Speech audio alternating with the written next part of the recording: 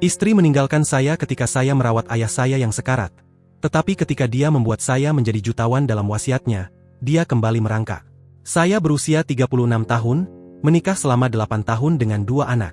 Selain itu, saya adalah satu-satunya anak laki-laki dari ayah saya yang sakit.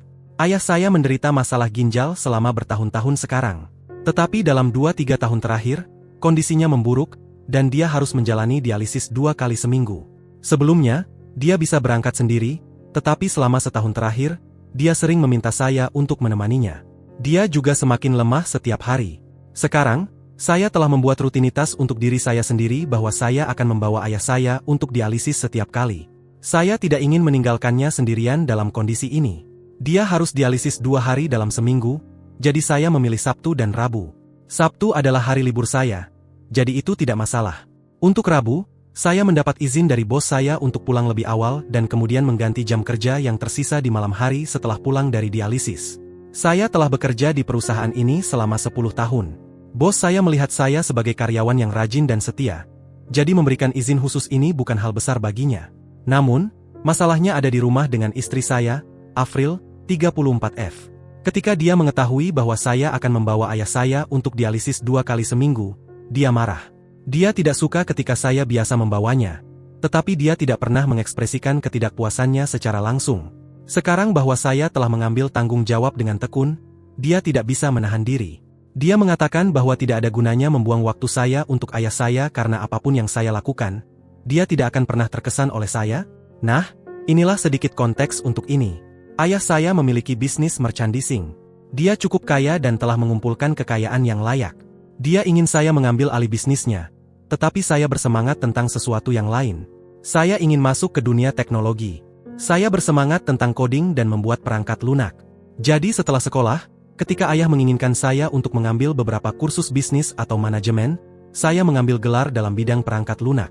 Dia masih baik dengan itu sampai saya bersedia bergabung dengan perusahaannya. Namun, setelah menyelesaikan sarjana, saya mulai bekerja untuk perusahaan teknologi ternama. Ayah tidak senang bahwa daripada meneruskan warisannya, saya bekerja untuk orang lain. Dia terus meminta saya untuk bergabung dengan bisnisnya, dan saya terus menunda-nunda. Setelah pernikahan saya, ayah bertanya kepada saya untuk terakhir kalinya apakah saya ingin bergabung. Dan saya bilang tidak. Ayah marah dan mengatakan dia akan memberikan seluruh kekayaannya untuk amal. Dan saya tidak akan mendapatkan sepeser pun. Saya masih tidak bergeming dari keputusan saya. Anda lihat, saya sudah mendapatkan penghasilan yang baik bahkan pada usia itu. Saya membeli mobil dan rumah sendiri pada usia 29 tahun. Saya cukup yakin bahwa saya akan bisa menjalani kehidupan yang layak bahkan tanpa kekayaannya. Saya memberitahunya bahwa saya tidak membutuhkan uangnya dan bisa membangun kekayaan sendiri. Hubungan kami memburuk setelah titik itu. 5 tahun yang lalu, ibu meninggal karena serangan jantung. Sungguh menghancurkan bagi ayah. Anda lihat, saya pindah dari rumah pada usia 17 tahun untuk kuliah. Kemudian, saya mendapatkan pekerjaan, dan saya mulai tinggal sendiri. Satu-satunya teman ayah adalah ibu. Dan kehilangannya adalah hal yang paling menghancurkan bagi ayah.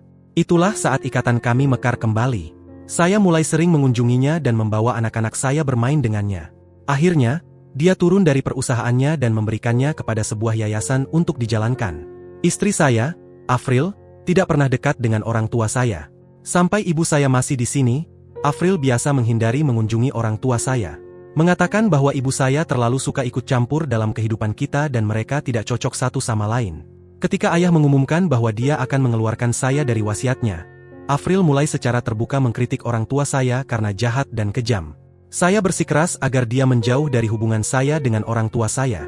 Tetapi dia selalu masuk dan mengatakan bahwa itu adalah sesuatu yang akan memengaruhi masa depan kita, terutama anak-anak kita. Saya meyakinkan dia bahwa masa depan kami dan anak-anak kami aman terlepas dari kekayaan ayah. Tapi dia tidak mau memahami hal itu. Sekarang, mengenai situasi saat ini, Afril membuat keributan ketika dia mengetahui bahwa saya akan menemani ayah untuk dialisis 2 kali seminggu. Awalnya, saya mencoba membuatnya memahami bahwa ayah tidak punya siapa-siapa selain saya. Dia sudah kehilangan orang tuanya sejak lama. Meskipun dia memiliki saudara laki-laki yang lebih tua, dia tinggal di ujung kota yang lain dan jarang mengunjungi ayah. Ayah menjadi sangat kesepian setelah kematian ibu, dan dalam kondisi ini, saya tidak bisa meninggalkannya. Tetapi istri saya menolak untuk memahami ini. Akhir-akhir ini, dia telah membuat hidup saya menjadi menderita. Setiap hari Sabtu, dia selalu memiliki rencana, entah itu mengadakan pesta di rumah, membersihkan rumah secara menyeluruh, jalan-jalan dengan anak-anak, atau sebodoh mengambil belanjaan. Saya membuatnya memahami bahwa dia bisa merencanakan apapun yang dia inginkan pada hari Minggu karena, pada hari Sabtu, saya harus membawa ayah untuk dialisis. Tetapi dia terus dengan rencananya dan kemudian mengkritik saya karena terlambat atau melewatkannya. Saya harus bergegas ke ayah saya untuk menjemputnya, lalu membawanya ke pusat dialisis. Dan setelah selesai, saya menurunkannya dan berlari kembali ke rumah untuk sarkasme dan tantrumnya. Ini tidak hanya tentang Sabtu. Dia melakukan hal yang sama untuk Rabu malam.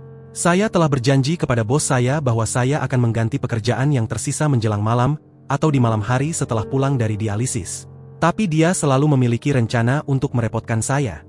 Hampir setiap Rabu malam, dia akan pergi, entah untuk bertemu keluarganya, teman lamanya atau menghadiri pesta acak, meninggalkan tanggung jawab anak-anak kepada saya.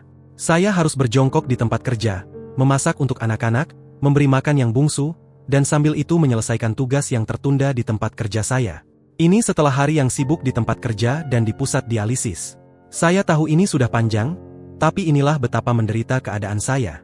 Banyak kali, ayah saya menyarankan agar saya membiarkannya pergi ke pusat dengan perawat karena dia melihat saya selalu terburu-buru dan tegang, melihat jam saya. Setelah menjemputnya pulang, saya bahkan tidak menunggu 1 detik dan bergegas kembali. Bahkan saat menjemput, saya memintanya agar siap dan keluar sebelum saya tiba. Ayah memiliki perawat purnawaktu dan pengasuh untuk merawatnya. Tetapi saya masih merasa bersalah karena tidak menghabiskan waktu dengannya. Perjalanan dari rumahnya ke pusat itu 30 menit.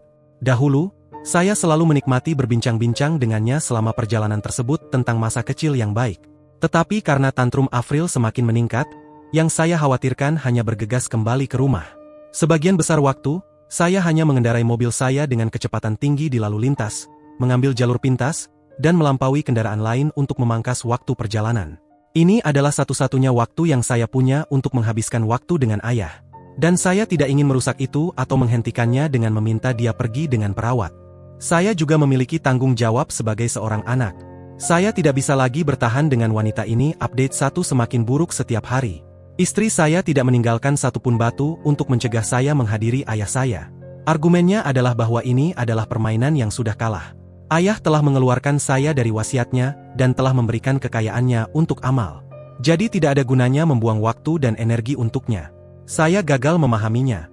Apakah kita melakukan segala sesuatu hanya untuk untung-untungan?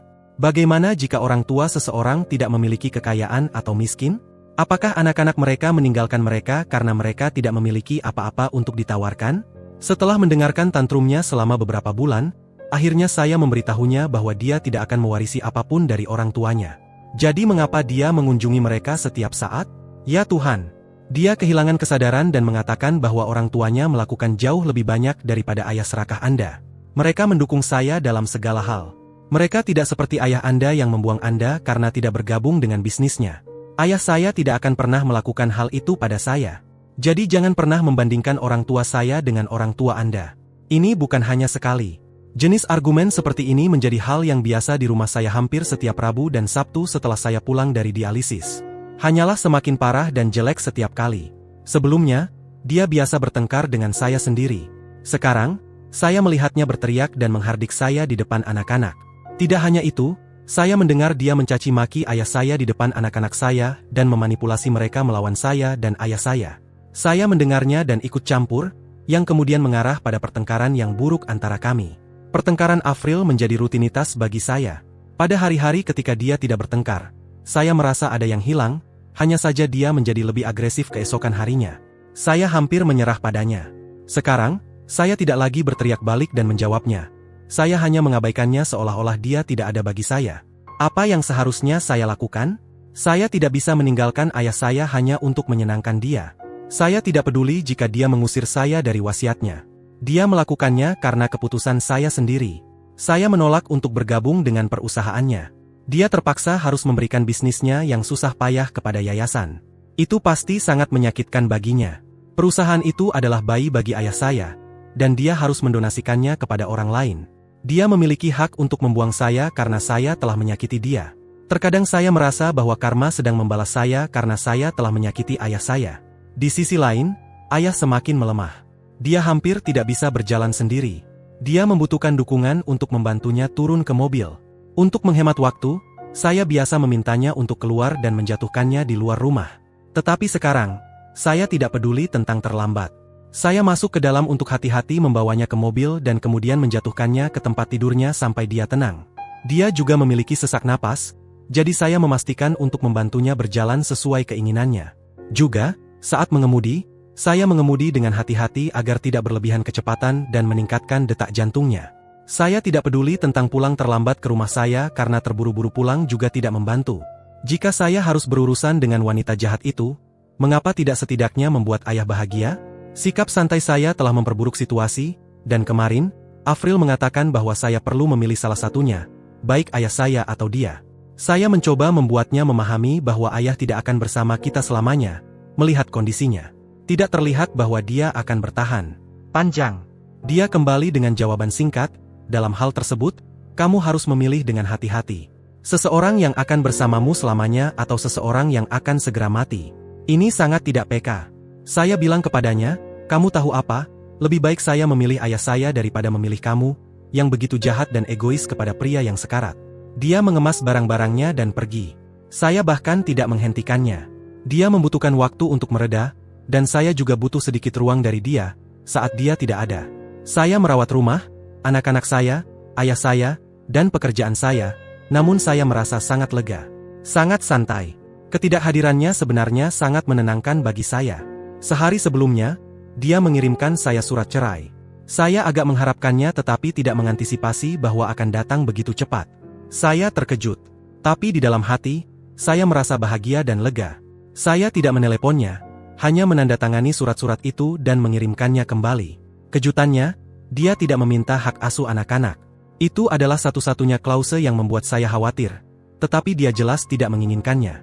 Ketika dia menerima surat itu, dia menelepon saya kembali, berteriak bahwa bagaimana saya bisa langsung menandatanganinya tanpa meneleponnya dan memohon padanya.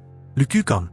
Ibunya merebut telepon dan berteriak bahwa saya seharusnya bertindak seperti seorang pria dan mencoba meredakan istrinya kembali ke pernikahan daripada hanya menandatangani surat-surat itu. Itu sangat lucu. Mengapa saya harus melakukan itu? Dia ingin bercerai, dan saya mematuhi. Saya seperti, itu baik bagiku. Saya bisa melepaskan diri dari dia tanpa keributan. Saya juga mengolok-oloknya bahwa dia bahkan meninggalkan anak-anaknya dan tidak menginginkan mereka. Dia mengatakan bahwa saya bisa memiliki semua aset saya, termasuk kedua anak saya, dia tidak menginginkan apapun itu. Ibunya mengatakan bahwa Afril masih sangat muda, dan dia tidak ingin membawa beban anak-anak di pundaknya. Saya bilang fine by me. Saya senang memiliki anak-anak saya bersamaku, itu adalah suatu kelegaan bagi saya, tidak diragukannya. Tetapi saya khawatir tentang anak-anak saya, mereka merindukan ibu mereka, terutama yang lebih muda ketika saya di kantor. Sulit bagi saya untuk mengelola semua tanggung jawab sendiri, tetapi saya harap saya bisa melewatinya. Ini, update 2 ini akan menjadi update yang lebih pendek. Jadi, saya pindah ke rumah ayah bersama dengan anak-anak saya. Ini adalah langkah yang bagus, saya harus mengatakan terima kasih kepada semua orang atas saran yang bagus. Ini berhasil. Pindah bersama ayah adalah hal yang baik bagi kita semua. Ayah mendapatkan teman main anak-anak saya, dan mereka mendapatkan kakek mereka untuk bermain dengan mereka. Ayah memiliki pengasuh purna waktu yang siap merawat anak-anak saya dengan imbalan. Mengapa tidak? Seseorang untuk merawat anak-anak saya di bawah pengawasan ayah saya? Kesepakatan terbaik, bukan? Rasanya sangat bahagia melihat ayah bermain dan tertawa dengan anak-anak saya dan mereka menikmati waktu bersama kakek mereka. Afril tidak menduga hal ini akan terjadi. Dia ingin membuat hidup saya menjadi menderita dengan bercerai. Dia berpikir saya tidak akan bisa mengelola semua tanggung jawab bersama. Merawat anak-anak, ayah saya, rumah, dan pekerjaan. Tapi, Anda lihat, semuanya sudah teratur dengan sempurna. Saya pasti tertawa terakhir. Perceraian adalah hal terbaik yang pernah terjadi. Haha. Update 3 ini adalah berita sedih. Ayah meninggal minggu lalu dalam tidurnya. Dia pergi tidur, bahagia dan puas setelah bermain dengan anak-anak saya, dan tidak pernah bangun lagi. Dokter mengatakan dia meninggal dengan tenang. Dokter, perawatnya, dan bahkan pengasuhnya mengatakan bahwa ayah bahagia setelah saya pindah bersamanya. Dan itu sebenarnya memperpanjang usianya hingga beberapa bulan ini. Sangat sedih kehilangan satu-satunya orang tua, tetapi saya senang bahwa dia bisa menghabiskan beberapa bulan terakhir hidupnya dengan bahagia. Anak-anak saya juga sangat sedih kehilangannya. Tapi ayah telah mengajarkan nilai-nilai baik kepada mereka. Mereka mengatakan bahwa kakek dulu mengajarkan mereka untuk menerima kenyataan dan melanjutkan hidup. Hidup tidak pernah berhenti untuk siapapun. Saya merasa sangat bangga mendengar hal-hal baik dari mereka. Mereka memang kekuatan saya dalam momen keputusasaan ini. Tapi ada satu berita mengejutkan lainnya setelah kematian ayah. Pengacara ayah menghubungi saya, meminta saya untuk datang ke kantornya untuk mengungkap wasiat ayah. Saya mengatakan itu tidak diperlukan. Ayah sudah memberitahu saya bahwa dia telah memberikan seluruh kekayaannya kepada yayasan. Jadi saya baik-baik saja dengan itu. Dan dia bisa melanjutkan dengan proses untuk mentransfer semuanya kepada mereka. Saya bertanya kepadanya apakah saya perlu meninggalkan rumah ayah, karena saya menduga itu juga diberikan kepada yayasan amal. Dia tertawa padaku dan memintaku untuk datang saja. Ketika saya tiba di sana, saya menemukan anggota-anggota yayasan sudah hadir. Pengacara itu sudah memanggil mereka juga. Ketika pengacara mulai membacakan wasiat, saya menangis. Ayah sebenarnya mewariskan saya sebagai pewaris. Seluruh bisnisnya, rumahnya, kekayaannya adalah untuk saya. Saya bertanya pada pengacara apakah perubahan ini dibuat baru-baru ini. Saya pikir dia melakukan perubahan ini setelah saya mulai merawatnya. Pengacara itu tersenyum dan mengatakan saya selalu menjadi pewarisnya. Dan wasiatnya tidak pernah diubah. Saya menangis tanpa henti bahwa ayah saya tidak pernah meninggalkan saya. Mungkin dia mengancam akan membuang saya sehingga saya bisa meneruskan bisnis dan warisan dia. Saya masih menangis ketika pengacara ayahku menenangkan saya. Saya bilang itu membunuh saya dari dalam bahwa saya telah menyakiti ayah saya sepanjang hidupnya. Tapi dia selalu peduli terhadap saya. Pengacara itu mengatakan bahwa ayah sebenarnya sangat bangga bahwa saya tidak menyerah pada hasrat saya di bawah tekanannya, dan bahwa saya bahagia kehilangan kekayaan generasi saya untuk mengejar hasrat saya. Ayah sangat bangga padaku. Pengacara itu mengatakan bahwa saya adalah pembuat keputusan bisnis, dan jika saya mau, saya bisa mengambil kembali perusahaan dari yayasan dan menjalankannya sendiri. Saya sedang memikirkan untuk melakukannya. Saya melakukan apapun yang saya inginkan. Ayah secara tidak langsung mendukung saya. Sekarang, ini adalah waktunya bagi saya untuk membalas kebaikannya. Saya sedang memikirkan untuk mengambilnya kembali dari yayasan dan mengembangkannya ke tingkat di mana ayah ingin bisnisnya terbang. Saya kembali ke rumah dan memberitahu anak-anak saya tentang wasiat kakek mereka. Dia telah memberikan sebagian kekayaannya kepada anak-anak saya juga setelah mereka berusia 18 tahun. Hari ini, kami pergi ke makamnya dengan beberapa bunga dan menghabiskan waktu di ketenangan. Ini adalah fase yang sangat emosional bagi saya. Update 4.0. Anda tahu, bibi-bibi itu kembali berlari melihat permen gula. Sebulan setelah kematian ayah, saya mulai mengambil alih bisnisnya dan pekerjaan pengabdian lainnya. Pertama-tama, saya berhenti dari pekerjaan saya dan mengambil alih bisnisnya. Kemudian saya menyewakan rumah saya karena anak-anak dan saya memutuskan untuk tinggal di rumah orang tua saya. Mereka merasa terhubung dengan kakek mereka di rumah ini. Rumah ini memiliki kenangan masa kecil saya, jadi saya juga tidak ingin meninggalkannya. Dengan berita bahwa saya telah mewarisi kekayaan jutaan dolar ayah saya mendapat banyak pengunjung di rumah saya, kerabat yang lama hilang, teman, dan tetangga. Tapi pengunjung yang paling mengejutkan adalah mantan istri saya, Afril, dan orang tua mereka. Mereka masuk ke rumah dengan menangis bahwa mereka tidak tahu tentang kematian ayah saya. Jika tidak mereka akan menghadiri pemakamannya. Orang tua Afril terus mengatakan hal-hal baik tentang ayah saya. Afril memeluk anak-anak dan menangis tentang betapa dia merindukan mereka. Saya bertanya padanya jika dia merindukan mereka begitu banyak, mengapa dia tidak mengunjungi mereka dalam 7-8 bulan terakhir. Dia mengatakan dia pergi ke rumah kami, tetapi pintunya terkunci. Benar-benar aneh. Saya bilang, apakah kamu tidak khawatir tentang anak-anakmu ketika kamu melihat rumah terkunci? Apakah kamu merasa perlu menghubungi saya dan memeriksa apakah anak-anak baik-baik saja? Dia tidak punya jawaban. Orang tuanya berkata mari kita lupakan apapun yang telah terjadi di masa lalu. Sekarang bahwa ayah saya sudah pergi. Anak-anak akan dibiarkan sendirian di rumah ketika saya bekerja. Mereka membutuhkan seorang ibu. Jadi lebih baik kita berdamai. Saya tertawa di hadapan mereka atas saran ini. Anak-anak membutuhkan dia yang paling ketika dia meninggalkan mereka kepada saya. Sekarang, anak-anak sudah terbiasa dengan ketidakhadirannya. Dan saya tidak ingin dia kembali dalam hidup saya. Dia mulai menangis. Orang tuanya meninggalkan kami sendiri. Dia memegang tangan saya dan memohon dengan saya untuk berdamai. Dia mengatakan dia mencintai saya dan merindukan berada bersama anak-anak. Saya tertawa dan mengatakan kamu tahu apa? Kamu tidak mencintaiku, kamu mencintai kekayaan yang ayah saya tinggalkan untuk saya. Kamu dan orang tua serakahmu ada di pintu saya hanya untuk mengisap uang saya. Saya tidak menyesal menggunakan kata-kata itu untuk orang tuanya karena itulah yang mereka lakukan. Dia juga menyebut ayah saya serakah dan jahat selama perceraian kami. Tidak mungkin saya membiarkan wanita ini mendapatkan sepeser pun dari uang yang ayah saya susah payah dapatkan. Dia tersinggung bahwa saya telah menghina orang tuanya. Dia mengatakan hingga saat ini, dia telah memohon dengan saya karena dia mencintai saya. Tetapi sekarang dia akan mengambil apa yang seharusnya miliknya. Dia tidak menuntut nafkah selama perceraian, tetapi sekarang dia membutuhkan separuh dari kekayaan saya, atau lebih tepatnya separuh dari kekayaan ayah saya.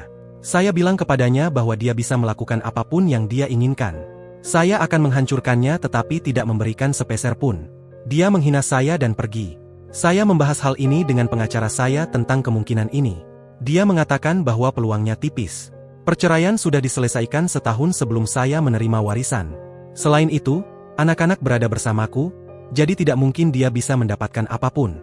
Tapi dia juga meminta saya untuk berhati-hati membiarkannya menghabiskan waktu dengan anak-anak. Dia bisa memanipulasi mereka dan mengajukan klaim atas hak asuh mereka dan kemudian menggunakan mereka untuk menuntut uang untuk biaya hidup mereka dan segala macam. Saya tidak bisa lebih berterima kasih padanya atas saran ini. Saya akan mengawasi pertemuan mereka. Saya juga menghabiskan banyak waktu dengan anak-anak belakangan ini untuk membantu mereka mengatasi kehilangan sehingga mereka tidak berlari ke ibu mereka untuk dukungan emosional. Saya telah mengambil alih perusahaan ayah saya. Jadi ini memberi saya banyak fleksibilitas untuk mengelola kesejahteraan dan kehidupan pribadi saya. Saya berencana untuk membawa anak-anak ke liburan di Bahama. Ya, mengapa tidak? Mereka pantas mendapatkan liburan mewah ini. Bukan karena berlebihan menggunakan kekayaan ayah saya. Saya juga bisa melakukannya. Tapi saya tidak memiliki waktu sebelumnya, berjongkok untuk bekerja dan merawat ayah. Sekarang bahwa saya bisa, saya ingin membawa mereka keluar. Sejauh ini, Afril tidak menghubungi saya sejak kunjungan terakhir mereka. Saya pikir dia sibuk mengetuk setiap kantor pengacara untuk mengajukan gugatan terhadap saya.